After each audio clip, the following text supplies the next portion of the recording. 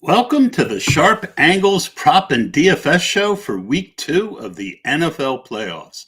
I'm your host, Tod Burros, and I'm joined by both Ryan McCrystal, who will be giving us a prop for each game, and Adam Wilde, our showdown expert, and he and I are going to go game by game using the DraftKings playoff slate for the DFS portion of the show. Meaning that while we will go game by game and give you a prop for each game from Ryan, Adam and I will talk about plays from the game within those confines. I also want to say that even though one round of the playoffs is done, we still have 3 more weeks to make money in betting in DFS. Let us help you do that with our postseason package, which gives you Warren Sharp's betting recommendations and Rich Rebar's outstanding game previews. Use the code PLAYOFFS for 50% off either our weekly or full postseason plan. And let me tell you, folks, there are a number of them, as I get an email every time, and my email has been going nuts. Also, if you could please subscribe and give the thumbs up on our YouTube channel if you're watching, or if you listen to us via audio, if you could rate and review the podcast, it definitely helps us out. Boys, welcome back. Exciting to have both of you here again, and looking forward to really breaking down this slate. Yeah, excited to dive into it again. Yep, I probably should have said one name so that one person could have spoken, but as a host, I came up a little short, much like the Dallas Cowboys last week. Wait, no, that's not true too. They didn't come up a little short. They came up really short. But we've got 4 really exciting games, a good DFS slate. We're going to go, as I mentioned, game by game. And then we'll start with Ryan giving his prop for each of the game. Adam and I primarily will go through the DFS portion, with Ryan pitching in as needed because he is one of the brightest guys out there, and I always enjoy getting his input. So game number 1 is the Houston Texans and the Baltimore Ravens. The Baltimore Ravens look to have Mark Andrews back, and we will get into that a little bit further. But before we get into the nitty-gritty of the DFS slate as it relates to this game, Ryan, why don't you tell us who your prop for this game is? Yeah, I'm going to go with a CJ Stroud prop here, and despite his great performance last week, I'm actually going to take the under on his passing yards, which is available at 242.5 yards. This is really mostly about the Ravens defense. I don't necessarily think Stroud is going to have a bad game by any means. I think that if this is a low scoring game, he could be competitive and maybe even pull off an upset. But I think that the under here is a pretty safe play based on the Ravens pass defense. They're ranked in the top 10 of total pass defense. And Stroud has played 6 games against teams ranked in the top 10 of total pass defense this season, including a game against the Ravens at the beginning of the year. He's topped this number in only 2 of those 6 games, and his average output is only 199 yards per game. So these types of defenses have really limited what the Texans passing game has been able to accomplish. And I think the main reason for that is that the teams that rank at the top of the pass defense rankings are typically teams that they avoid mistakes. They avoid giving up big plays. That certainly describes the Ravens defense. They rank second in the league in fewest pass plays of 25 yards or more, only giving up 22 of those plays all season. And that's just a huge part of the Texans offense. And it's what makes them good. It's what has made Stroud such a revelation in his rookie years, his ability to generate big plays down the field. But these types of teams can limit it. And so in this particular prop, I think it makes me lean towards the under, because Stroud actually picked up 36% of his yardage this year on plays gaining 25 or more yards. And that was the second highest rate in the league. So a really huge percentage of the Texans offense comes on these big plays. So going up against a team like the Ravens, it's going to make that very difficult for them to have multiple chunk yardage plays in the passing game. I think that they're able to suppress the Texans passing offense a little bit. As I said, I think Stroud still plays well. I just don't think he's going to be able to have those huge plays down the field that he's had a lot, including last week. Yeah. And if you add the fact that, and if you mentioned this and I missed it, with both Tank Dell and now Noah Brown on IR, it limits, it makes it even easier for the Ravens to contain Nico Collins. And the other guys, I just don't know if they've, John Mechie, you could argue, has a profile, but even he in college, if I'm correct, Ryan, he was more the guy who would take the short pass and take it long than take the long pass. Yeah, he was not really a dangerous field stretcher at Alabama. So yeah, he's not going to seamlessly step into that role.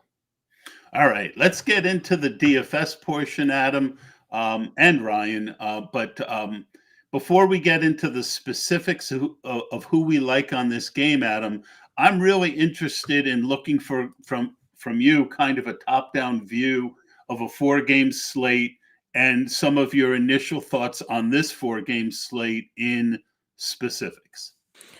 Yeah, well, first off, got to give flowers to DraftKings. This is one of the best price slates I think I've ever seen, at least this season. It's pretty much every player is a good point per dollar value. So I could make a case for probably at least 4 quarterbacks, I would say. And so really you get to a point, and this happens in the playoffs, of course, because you're down to good teams. Good teams have good players. Once you get to this point in the playoffs, you're really looking for reasons to not like guys to narrow your player pool, as opposed to in the season when you have 13 game slates. You're like, I like this guy because of this. I like this guy. Well, you can find a reason to like all of these players. So you have to find reasons why you don't like certain players because of their prices, things like that. So really you're starting with a player pool where basically everyone in every game is viable. And then you have to figure out reasons to narrow that player pool down to get to your viable 20 max. It's super easy to have like a watered down player pool, and then you get to the end of Sunday night and you have white dots all over, and none of them are really substantial cashes, and that's just because you had way too big of a player pool. So it doesn't feel great, but when you get down to these, you really have to get that player pool down. I'd rather see a trillion white dots all the way to the left than just have them all scattered about and win $20. Yeah, I think that I took your advice last week on that. And in general, it's something I struggle with, narrowing my player pool. And ever since I stopped really narrowing it to where most weeks I'd have 50%. And part of it is because DraftKings pricing has gotten so much better and so much tougher. It's hard to find the 3 or 4 guys you want to put 70% of your money on. But a few years ago, when I was doing really well, I'd identify the 5, 6 favorite plays of the week. And a lot of times it was nothing more than swapping out for a low owned stack. Yep. And then, picking the one guy who fit the salary left, or 2, and the defense. Last week, I took your advice. I also liked it, but I went like 60, 70% Aaron Jones. There were a couple other guys, and it was a shame that I didn't make any money when my number one player I had, about 70% of. Did you play any Kareem Hunt? I did. I played a little bit of Kareem Hunt. I felt good about that one. I played some last minute I got on Luke Musgrove. I thought that he was a really solid play because he he's a good tight end, and no one was playing him, and the salary was low. I figured, but the one thing I did wrong was, and again, picking winners and losers sometimes based on your feelings rather than going against ownership. I did have on the 2-game slate a lot of Stroud, but it was 2-1 Flacco to Stroud. And the next day, I just didn't. I think one of the key things to do in these slates, you already made the case for how there's a lot of really good plays. It almost becomes whoever the lowest owned guy is, go real, like at a quarterback, pick somebody who's going to be 10% and go 50% on him, because if he hits, that gives you the leverage. And then with a narrowed player pool automatically, because there is only 4 teams, you're very likely to get a good combination. Your thoughts on that? Yeah, so if you would have had Baker Mayfield last week, now you're getting. And I did. you're getting a 10% roster percentage, and you have probably a 10% chance that he's the optimal quarterback. But of course, if you hit that 10%, almost every one of your lineups is going to cash. So that's great. That's going to be something we're going to have to implement this week too. You can't necessarily just look at who's, because you get blocked too. Like, so the block is huge on these short slates. And by block, I mean a player that's blocking you out of cashing. So if Christian McCaffrey's over 50% and he's optimal, you don't get to cash if you didn't play Christian McCaffrey, that sort of thing. So you have to identify which players are going to be blocks, like maybe Christian McCaffrey this week, and then you can branch off from there. Like I had Dak, like a ton of Dak stacks, and they ended up coming out big I there at did the too. end. I was 50% Dak. And Yeah, I yeah. but again, you got to hit, I was Dak with Lamb, and it was kind of That was a and I big had mistake of and mine. I had 70% Brandon Cooks, and it only takes one or two guys like that on a short slate to sink you. And that's worth talking about too, as pertains to this slate, because that was something we talked about last week, was locking players with your quarterback. And I said just lock Lamb with Dak, and 99% of the time that's going to work. But I will say the optimizer that I was using had a ton of Dak lineups without Lamb in it, and I elected to lock in Ferguson and Lamb. So all of my 20 Dak lineups had Ferguson and Lamb, and then I had a rule to include a third option, which was Pollard or Cooks. Both of them hit, and that was great. But I had Lamb in every single one of them. He did okay. You still could have cashed. I cashed a few lineups because Lamb came in like 20 points there at the end, but it just wasn't enough to keep up with the other players in his price range, like Amon-Ra St. Brown. So that's something to consider going into this week, going forward into next year. If you have a quarterback that's a slam dunk with one of his receivers, a la maybe Josh Allen and Stephon Diggs this week, that might be a strategy that you employ to stack them without their primary receiver. It's not going to hit very often, but it hit last week, and pretty much everybody who had Dak stacks without Lamb probably cashed last week. Yeah, and to me, the key is to try and win the tournament, right? I don't mind losing a third of my budget each week if that one week that I have a big payday. Right. And Ferguson was the guy that I identified, of course, to fade. Yeah, and when Sure. I say fade, I still had some, but he was going to be one of the more owned tight ends. So I Yeah. thought Brandon Cooks had just, and that's the thing. When you make a bet like this, you can be wrong and you just live with it, because I Mhm. still think Cooks was the better process play, in the sense that he was low owned, and he probably had as much chance as Ferguson to really go off.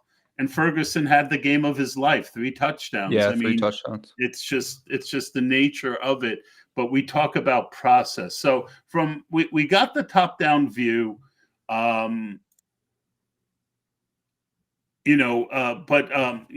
far as the overall quarterbacks, right now we've got 20% of Brock Purdy and about the same of Lamar Jackson, who obviously is in this game. Lowest ownership on Mayfield and CJ Stroud from this game. That puts me squarely interested in Stroud if he stays 5%.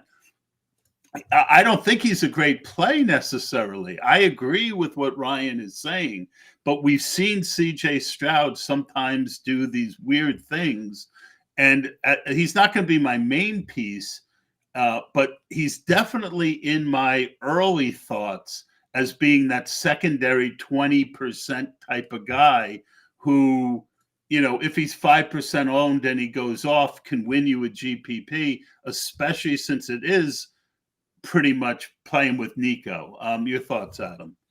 Yeah, so if I'm looking at the slate, CJ Stroud seems okay. He's got a pretty bad game environment though, but from the standpoint of if you're playing like 150 max and putting him in, like you said, putting him in 20% instead of 5%, I'm all for that, especially since he's got a narrower target tree because Noah Brown and Tank Dell are both on IR, so it's a little bit easier to predict who he's going to be completing passes to. But I will say, since there are so many quarterback options and they're all priced so well, you probably aren't going to get a quarterback over 20% this week, which is kind of crazy on a short slate. Usually you'd see like Josh Allen at 40% or Lamar Jackson at 35%. You're probably not going to see that this week because they're going to cannibalize ownership from each other there at the top. So you can probably just build around whatever game you like the most. And that's how I don't land on CJ Stroud. I guess we'll talk about it later, but I think that Goff and Mayfield are probably the best targets for this slate. Yeah. And when I say that, again, I don't do any research until Friday other than looking at early ownership and having an opinion based on everything I've known up until this point. So it could clearly change. But the overriding factor is on a slate like this, where the most important thing to me at quarterback is if no one's going to be over 20%, put your big boy pants on and find who you think is the best play and play 60-70% of it, right? Absolutely. And for me, that won't be Lamar Jackson because and again, recency bias is that he came off this really huge last week that he played when it mattered, and he won, he won the Best Ball Mania, he won all this money, but it's a team that will run if you let them. Yeah. And there's a chance that they're up 2-3 touchdowns in, the second quarter of this game. And then it doesn't make me want to go 60-70 on Lamar. Am I crazy? Yeah, so this is exactly why it's difficult to hitch your wagon to Lamar Jackson is because he's extremely efficient. So even when he does have those 30-point performances, he does not always drag his team along with him. Like if you have Jared Goff, you can bring 3 receivers along with him. And if Jared Goff has 300 yards and 3 touchdowns, you're going to get ceiling performances out of multiple players. With Lamar Jackson, when he has a 30-point game, you're lucky to get like 20 points out of Zay Flowers or 18 points out of Isaiah Likely. It's really, really hard to predict his target tree. So then you can just say, okay, well, then I'm just going to go ahead and single stack Lamar Jackson. Well, if you single stack Lamar Jackson, the less players that you have stacked with your quarterback, the more condensed your lineup construction is going to be. So you're going to match more people because that's how people want to play Lamar Jackson. The best way, if you're going to play Lamar Jackson, is to play him with multiple receivers. It's just difficult to get him to hit with multiple receivers. So it's almost better to just avoid. You can make the case for playing him with one receiver, and that's fine because he will have a 28-point game out of Isaiah Likely sometimes. But the problem is every other Lamar lineup also had Isaiah Likely probably. So it gets difficult to differentiate. When you get into Jared Goff and Baker Mayfield, you have so many different ways that you can cycle through team stacks. At running back, Christian McCaffrey showing over 40% ownership, Isaiah Pacheco mid-30s, and pretty much all the other good starting running backs are in the 20s. You're not going to get like some great ownership, but there is in this game both Justice Hill and Gus the Bus under 10%. Ryan, I'm going to throw this one to you. Anyone, do you like either Gus or Justice Hill? I think if you're going to target really any running back in this game, you're kind of just throwing blindfolded darts, right? Like any of them could get a touchdown and could, have a decent stat line, but I don't know how to really sort through that. Obviously, because of the Ravens, the way they spread the ball around, it can be tough to predict sometimes. And, the slight edge towards Gus is obviously reflected in the salary. So like it can be tough to sort through that. This game almost feels like for the most part, stay away unless you're just purposely being contrarian, right? And you just want to put one of those guys in because ownership is going to be very low. Adam, Singletary pushing 30. Your thoughts on him? I don't think that Singletary or Pacheco are enough of a difference to really warrant being that highly rostered. And it didn't work out last week either. The only case you make for Singletary is that he's 5,700. So you've got a pretty good case for him there. But real quick on Christian McCaffrey, I have 40% ownership on him as well. I would be shocked to see his ownership at 40%. I would think that it's going to be significantly higher, like 65 to 70. I would definitely advise either being 100% or 0% on Christian McCaffrey because that is a very wide range on his ownership. And I can tell you from personal experience, it feels really, really bad to have 70% of a player and lose money every time they score because you didn't have enough. Yeah, I have to see how it ends up personally. At wide receiver, pretty balanced overall. 5 to 6 guys pushing 30%, including both Lions, Amon-Ra St. Brown and Josh Reynolds. From this game, Nico is pushing 30%, Zay Flowers 15%, and then pretty much, Adam, all of them are low owned. Your thoughts on the wide receivers in this game? Yeah, I guess that Zay Flowers would be the only one that I'm super interested in. Nico Collins obviously is going to be a pretty decent option, but I don't see how much you stand to gain there. There's Mike Evans in his price range, and then there's also Stephon Diggs in his price range, and both of them are going to be about half of the ownership and have similar ceilings, which are very high ceilings, right? But I don't know how much you stand to gain from playing a 30% Nico Collins in a poor game environment against one of the tougher secondaries in the league. Um, he projects Without good well. weather too. The weather's Well, not yeah, going to be poor great there. weather. Yeah, so he his median projection projects fine. Hard to avoid him given his usage recently, but there's not a lot of warm and fuzzy from playing him either. I mean, you've got an uphill battle if you play him. Yeah, I think that is very fair. Um, I'm not really interested too much in an Odell Beckham.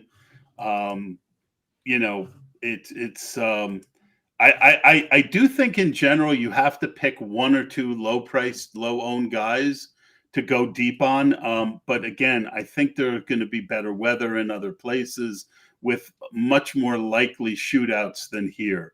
Let's finish up at this tight end and this game. And, we did kind of the overview of the position. We're going to go through the other games a little quicker. Tight end sees both Kelsey and Kittle pushing 30% ownership right now. Oh, I want to check Mark Andrews, see if they updated ownership on Mark Andrews, because he was at 5%, and it looks like he's still there. I expect Andrews to end up higher than that. Yeah, I agreed. think a guy that I'm kind of interested in is Schultz. With both, we talked about both of those Houston guys out. Schultz is a professional receiver.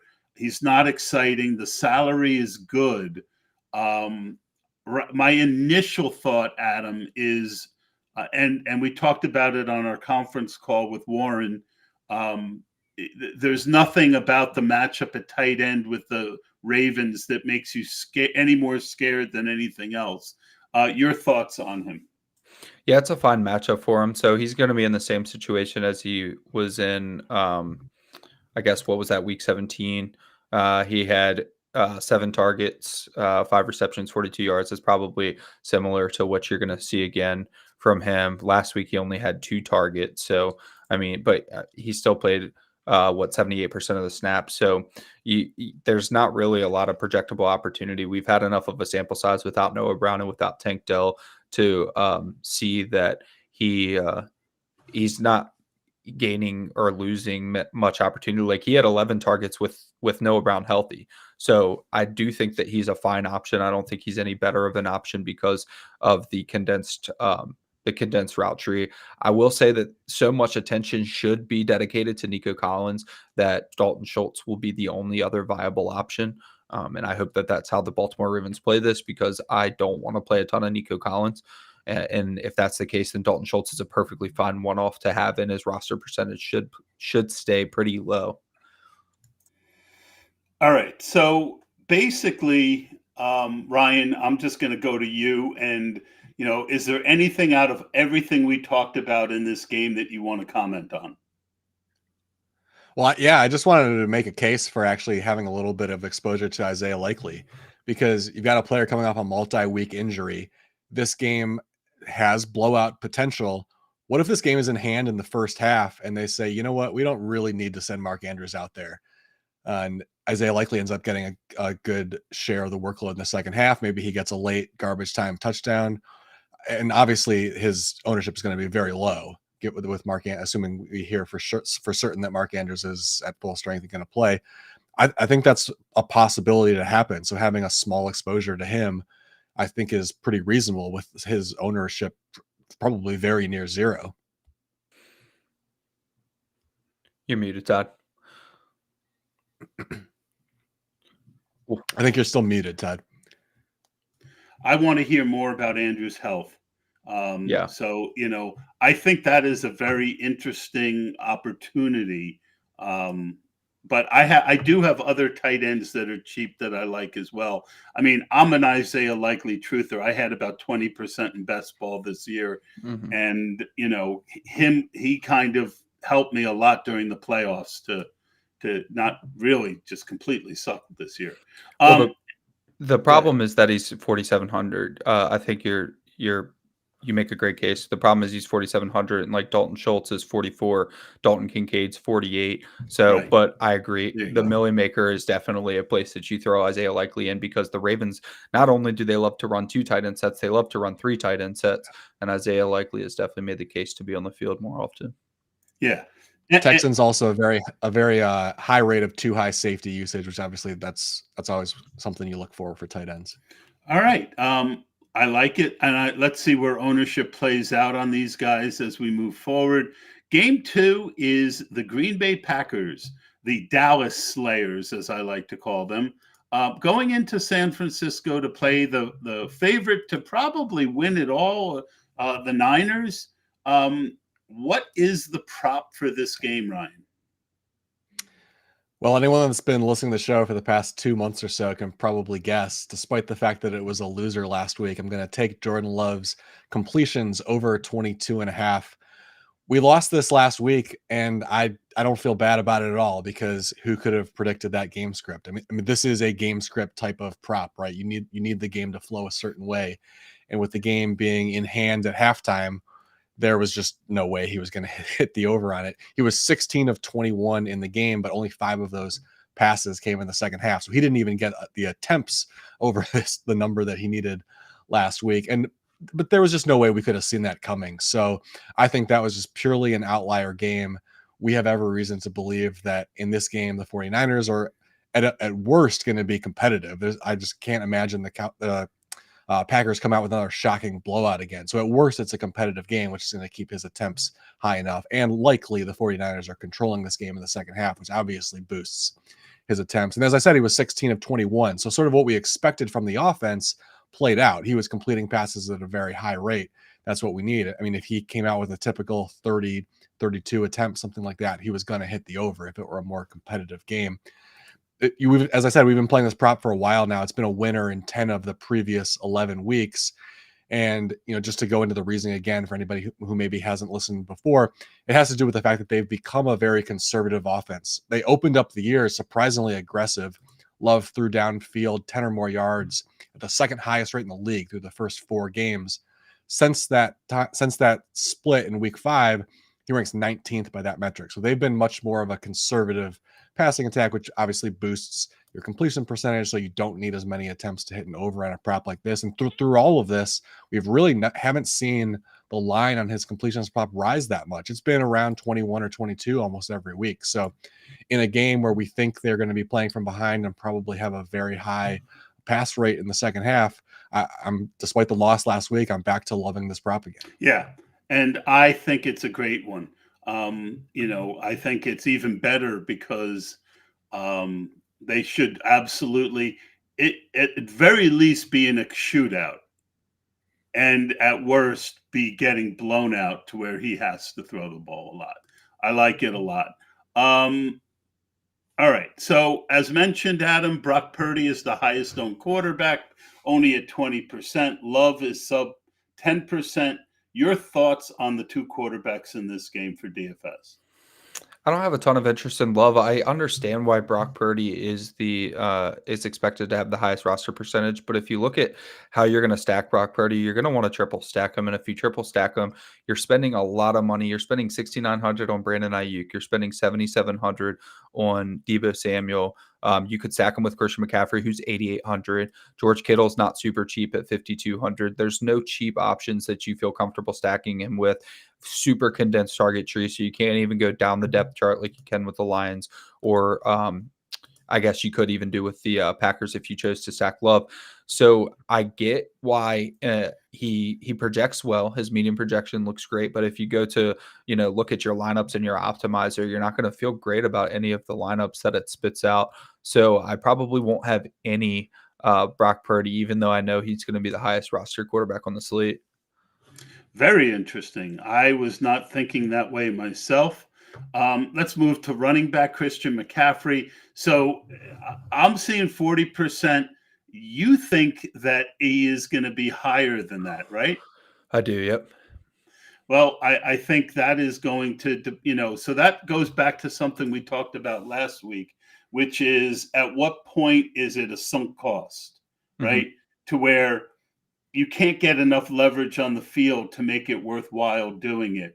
What's the highest ownership that you want to see on McCaffrey before you go under? Gosh, that's a good question. Probably 50%. If I saw him at 50%, I'd probably go 0. But I will only go 0 or 100 on a guy like Christian McCaffrey. He's certainly a slate definer. 88 is really not enough money for him, even on this short slate. We don't have that many elite options to compare him with. I mean, you have Aaron Jones, who has a similar opportunity, but horrible game environment for Aaron Jones.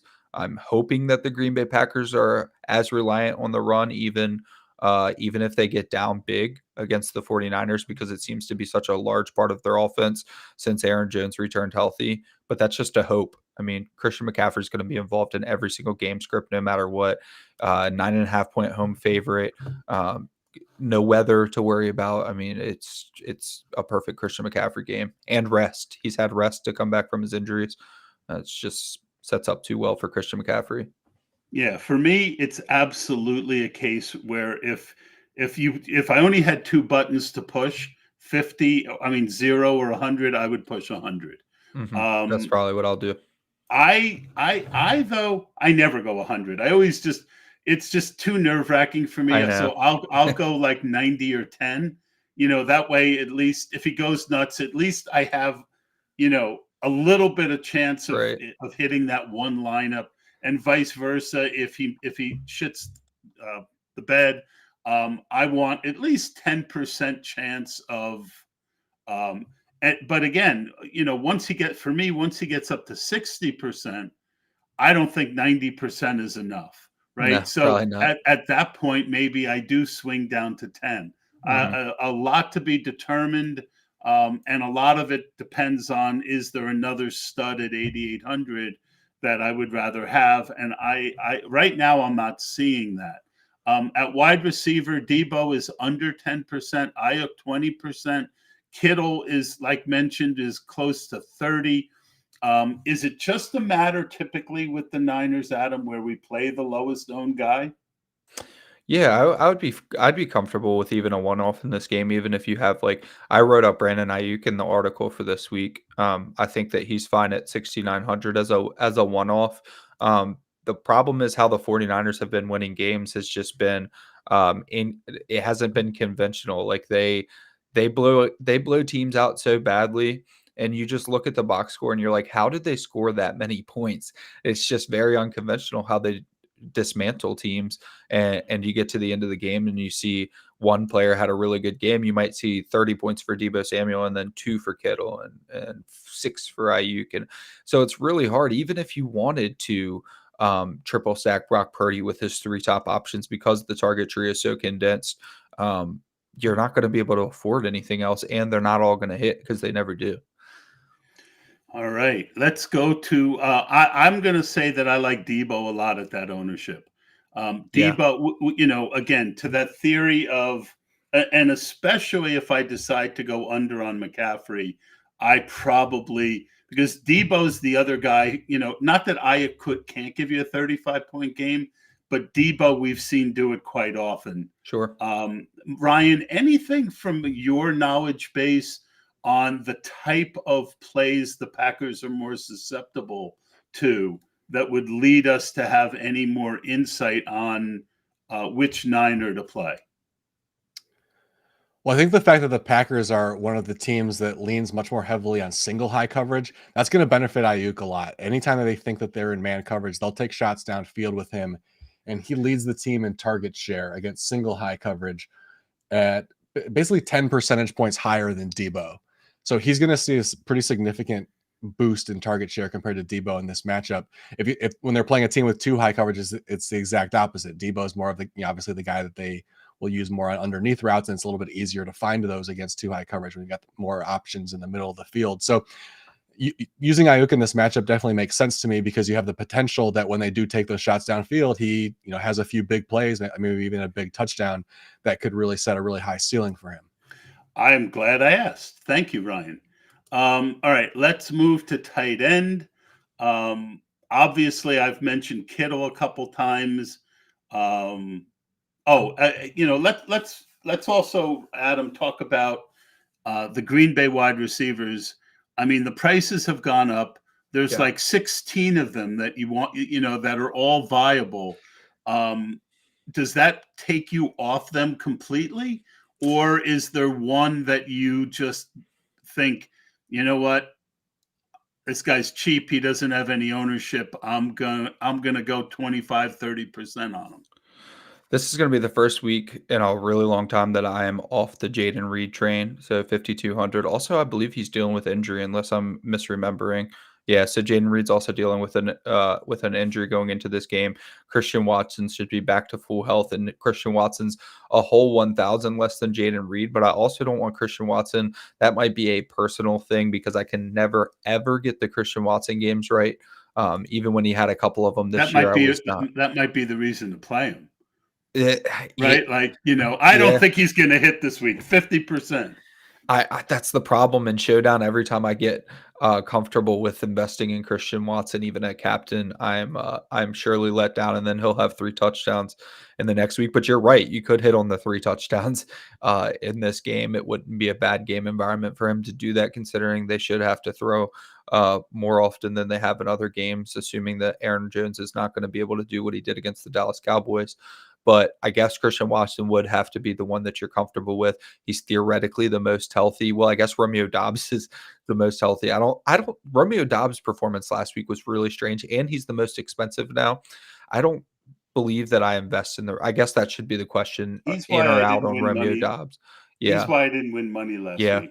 I actually had him. I had so much Dobbs last year Yeah. in best ball. This year, I thought he was too expensive.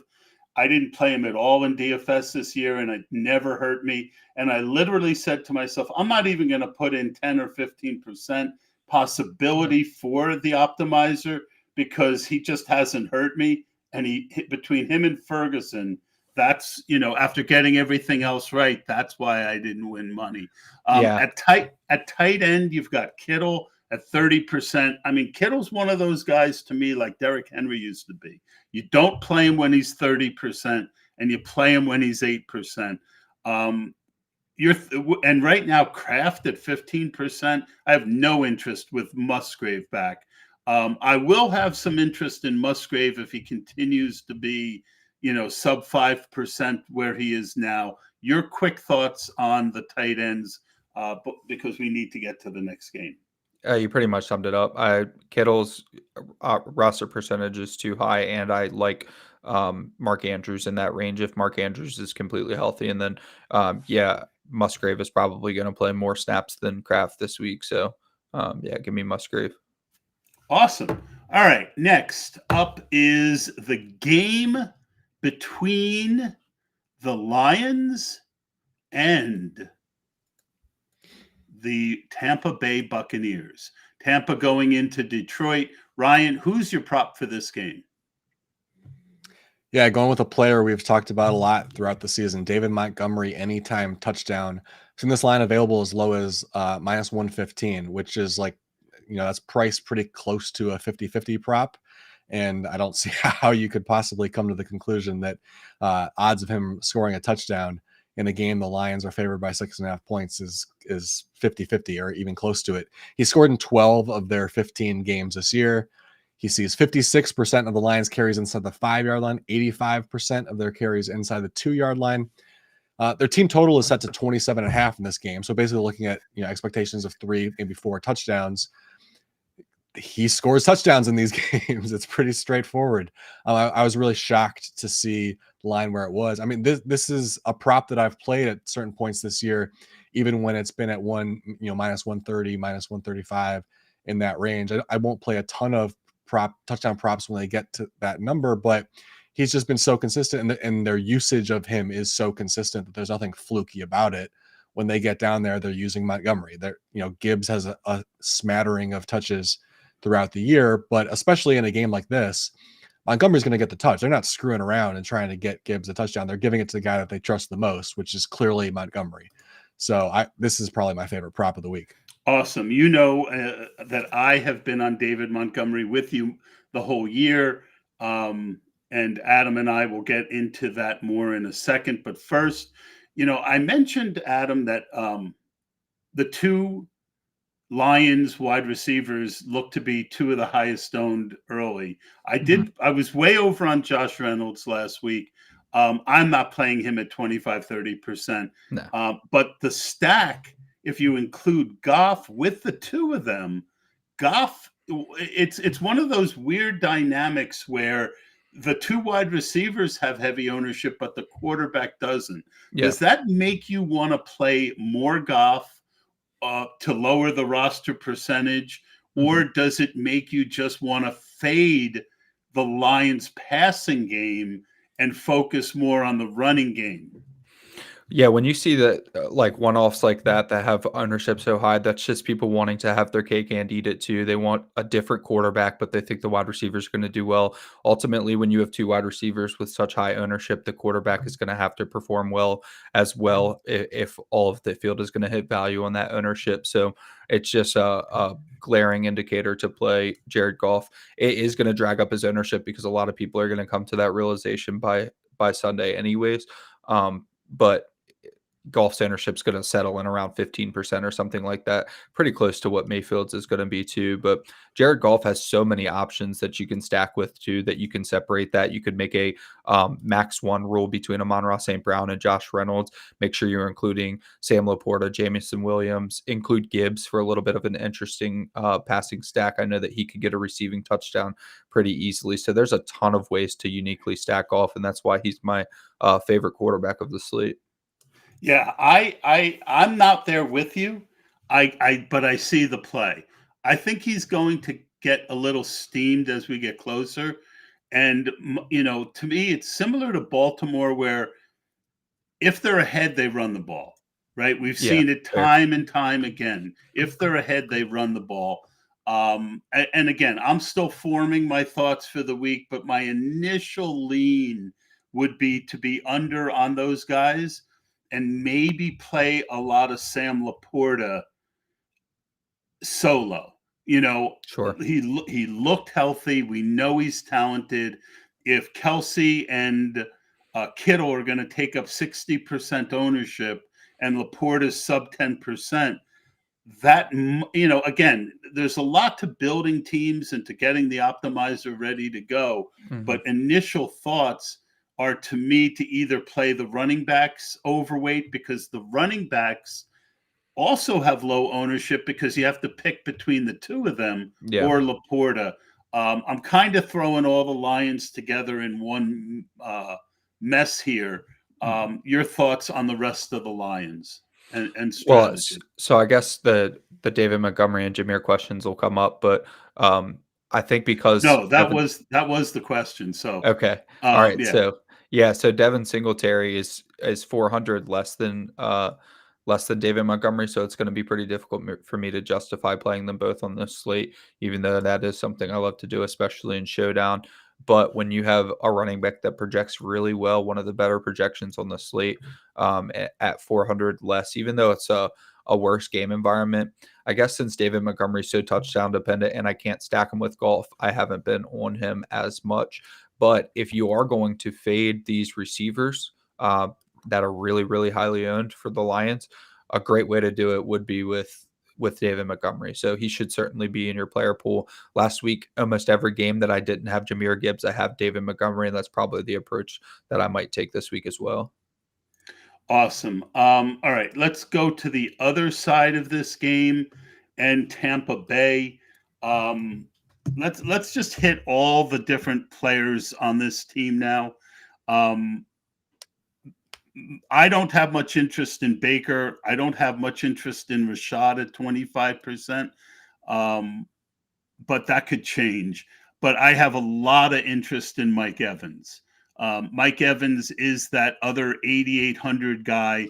He dropped some big plays last week. He was this close to having a huge game. I have a lot of interest in Mike Evans early, unless you could talk me off him.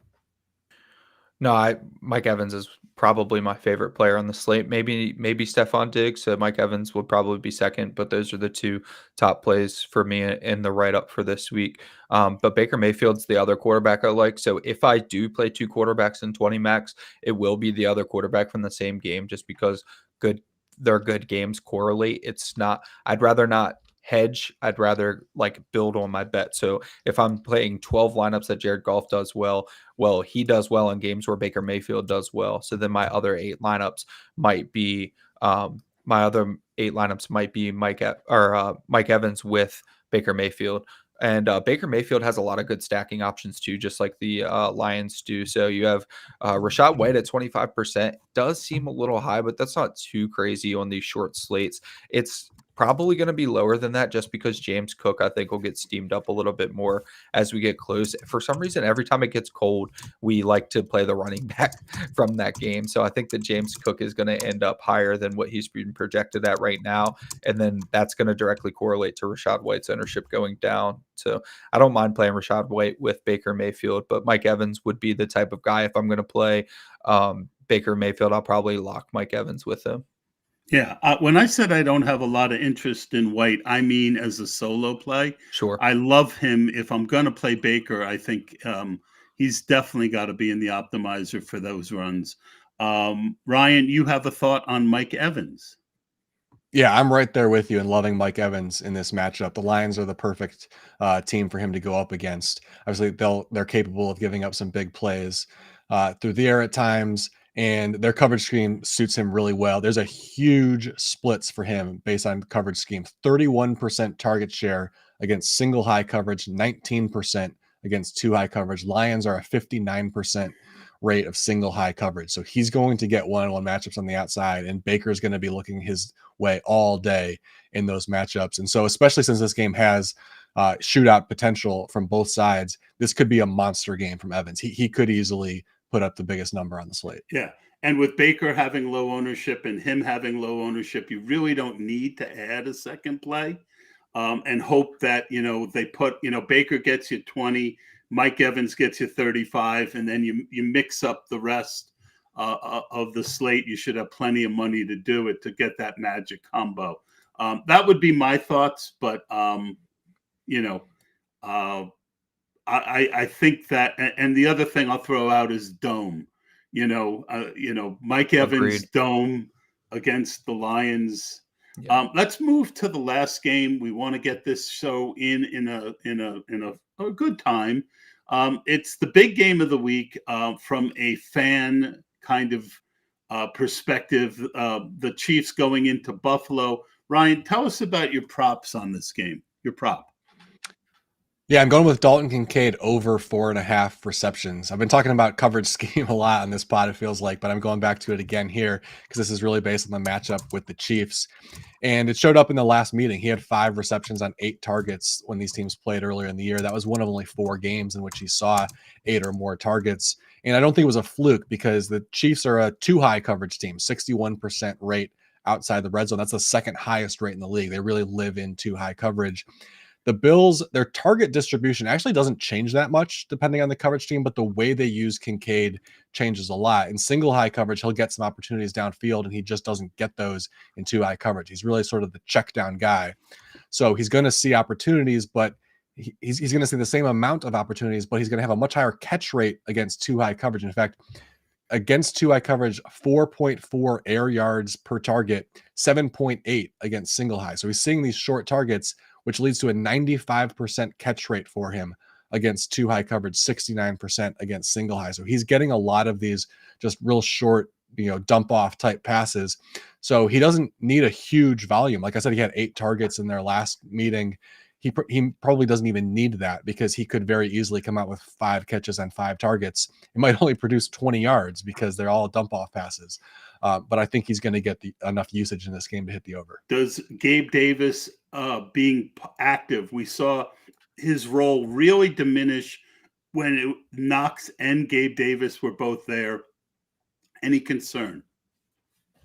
I don't think so, because of the coverage scheme theme and the way that he's used against this 2-high coverage. He's not stretching the field in the way that the wide receivers are. He's really just that check down guy, and that role is going to probably stay the same regardless of who's out there at wide receiver. All right, the quarterbacks in this game, we do have some weather concerns, but nothing that would take me off these guys if you like them. Your thoughts, Ryan, Adam, on the 2 quarterbacks in this game, any one or the other? You were big on Pat Mahomes last week. Did that carry over to this week? No, because Patrick Mahomes, so from a point per dollar perspective, he's actually pretty similar to Josh Allen, but Josh Allen's the only expensive quarterback that I'm interested in this week if I'm not playing Baker Mayfield or Jared Goff. And that's because even though they have similar median projections, Mahomes has been fighting an uphill battle towards the ceiling game all year, whereas Josh Allen, his basically every game has been a ceiling performance, and that's because the entire offense rides on his every movement. So while we have maybe if they both have median games, they end up with around 21 points, but much easier path to 35 points for Josh Allen than you have for Patrick Mahomes. So, and Allen's easier to stack. I mean, you don't even know who you're going to stack Patrick Mahomes with. So Allen's the only expensive option I'll be considering. Yeah, I agree. And they've shown during the playoffs that they're willing to run him, and when I mean playoffs, I mean down the stretch when they needed to win every game. All of a sudden they ran him more designed runs like we had seen before. It's risky, but I have to see how everything works out, but Josh Allen might be that 70% guy for me. Yeah. I know a lot of people early seem to like the Chiefs to win this game. I know that the defense is really banged up for the Bills, but we've seen the Chiefs offense not be very good.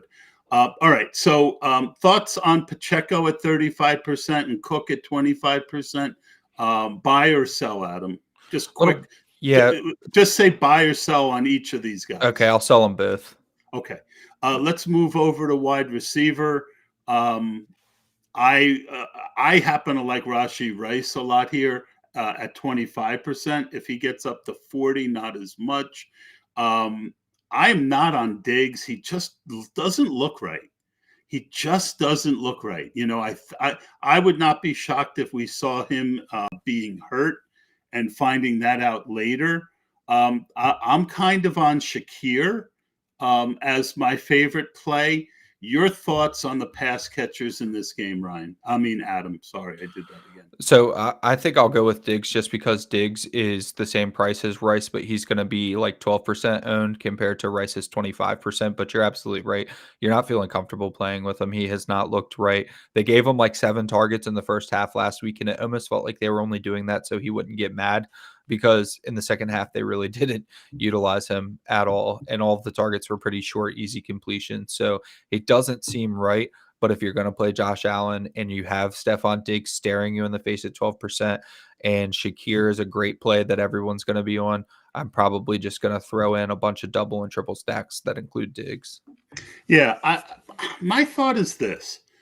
I can get 2x to even 3x on Diggs, even if I put him, the optimizer I use allows you to put in the exact percentage that you want in a stack, right? Yeah. So I could put 30, if I'm playing 70% Josh Allen, and I say the max I want of Diggs is 30%, and I'm forcing that 30%, well, I'm going to get 21% Steph Diggs, right? So, that all the more to me makes me want to play heavy on Josh Allen.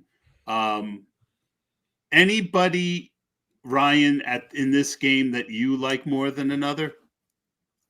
Well, before we move on, we should acknowledge that Diggs, you mentioned Diggs being potentially injured. He was on the injury report today Yeah. and didn't practice, hmm resting a foot injury. Sounds like there's no fear of him not playing, but you're right that he is dealing with an injury right now. So if you're concerned about the fact that he doesn't look right, we do have some evidence now that he is dealing with something. As far as other guys, I would have. It sounds like I have a little bit more interest in James Cook than either of you, just because the Chiefs have had some busts in their run defense this year. They You've really been struggle on to that create. every week. The Chiefs run. Yeah, yeah, and Cook is definitely an explosive player. So if they have a couple busts and he gets some open running lanes, it has the potential for him to break a couple big plays and put up a decent number. All right, I got one last question, and that is for Adam. In the whole slate, we talked about your showdown person. From your showdown knowledge, who are the really off the radar guys? Are there one or two names you can give us? I don't know if it's off the radar, but I'll give one just because it goes with the theme of Jared Goff. It's Jameson Williams, just because we're so sure that Josh Reynolds is going to be the guy that we need, with Khalif Raymond likely sidelined and Jared Goff stacks maybe being popular. But Jameson Williams is looking like he's going to be about like half the ownership of Josh Reynolds, and he's just the archetype where, first of all, they're the same price. So if one of them is going to be 30%, just give me the one that's not 30%. But he's also the type of archetype that you're looking for when you're trying to throw a dart. So I'll be a little bit more invested in Jameson Williams in my Jared Goff stacks. Yeah, I think that is good. I'm still seeing him now. He's up to 35% too. So that I is saw him at real. 18. I'll have to look again. Yeah, I'm just looking real quick. I mean, I'm seeing 2.5% Christian Watson, and less than 1% Dontavian Wicks. I'll throw those two names out to dig a little deeper and maybe get into that. Ryan, last thing is for you. Could you just sum up for us all four of your props, because you are the prop master general? Yeah, for sure. So we did one prop on each game. CJ Stroud under 242.5 passing yards. Jordan Love over 22.5 completions. David Montgomery anytime touchdown. That's probably my favorite prop of the week. And then Dalton Kincaid over 4.5 receptions. All right, that is going to do it for this jam-packed session of the Sharp Best Ball. Habit is hard to break. The Sharp Prop and DFS Show. With my co-hosts Ryan McCrystal and Adam Wilde. Guys, thank you as always for your great insight and for helping me to be a smarter player. And we will see you guys next week.